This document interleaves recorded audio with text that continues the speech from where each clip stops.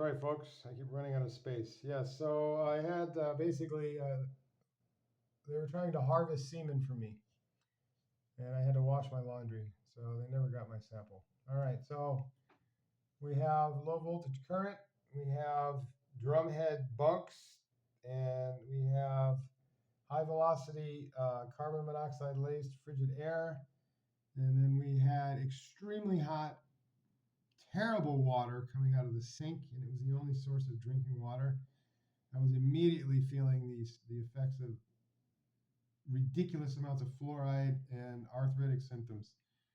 Meanwhile, we had this high velocity UV light that seemed to be unnecessary because there was also another light in the ceiling. This thing, by the way, was pumping out huge amounts of light, and it was so hot it had its own air vents. And by the time I left, the right side of my face was fried from UV exposure.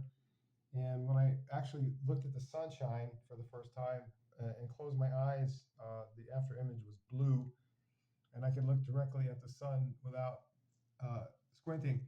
Another interesting feature was up here in the top of the ceiling. You can see after construction they had drilled a hole, apparently from down through the top, because it kind of cratered out in like a triangular fashion. And there was a shiny metal device in there that looked like a what's known as a titanium tweeter. And I do believe it was being used to pump the cell full of microwave. And because you can get there's what's known as the audible effect of radio frequency energy, where you hear this ringing in your ears. And it was actually named after the researcher that discovered it. And it's the something effect. I just can't. The audible effects of radio frequency energy is, I do believe, the technical term for it. So I was suffering from that as well. While I was in there, I don't know if I mentioned this already. I was surrounded by people trying to get me implicated in crimes. Yeah, this was the hell they put me through. 28 days, no communication, and if I hadn't been able to tell the judge that she was being misled, I probably would have been shipped off to Chino, because when they did haul me into the court, apparently I was facing 369 days in jail for what they hauled me out of the court for in the first place. And then apparently they were going to charge me with destroying the jail property by taking the gift from the tailor 3 cells down that had carpeting and was basically selling workout gear, but whatever. So yeah, this is basically what I went through. Compliments of Patrick McDonald, Robert Luna, Douglas Halbert, here to facilitate the political crime spree that was basically built by Jerry Brown and his spawn, Gavin Newsom. Okay, this is what they do to people.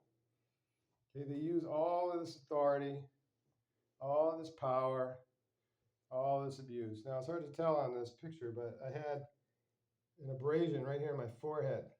And when they took my records, they changed the photograph from color to just black and white, and it literally looked like your thumbprint. I mean, it looked like literally like if it was a black and white thumbprint. You can't even tell that it's me. What's interesting, though, is that this had nothing to do with the police, okay? And I want that to be very clearly stated. I already had an injury when they arrested me, okay?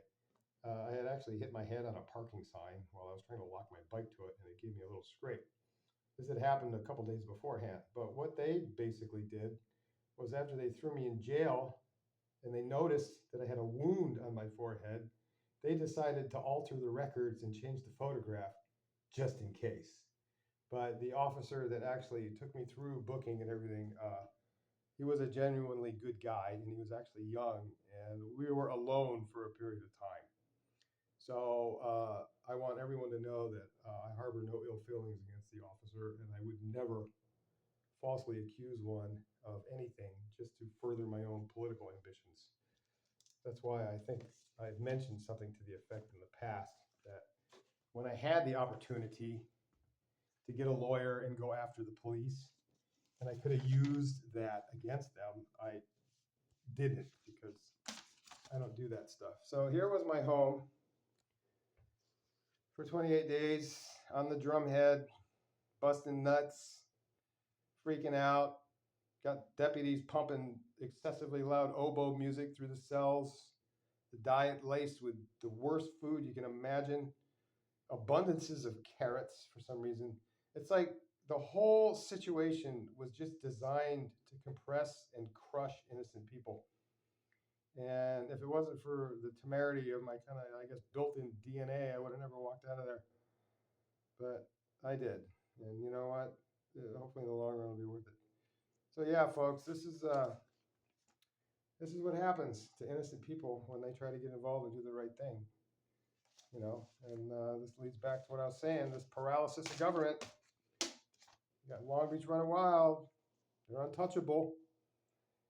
We got to solve these problems, folks.